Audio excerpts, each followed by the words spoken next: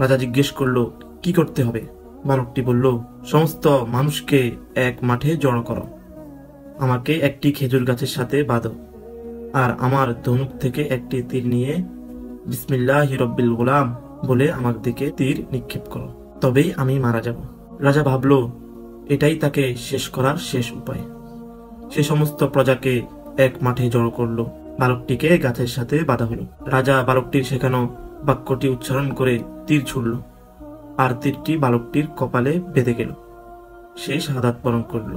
সুবহানাল্লাহ। কিন্তু এরপর যা ঘটলো তা রাজার কল্পনার বাইরে ছিল।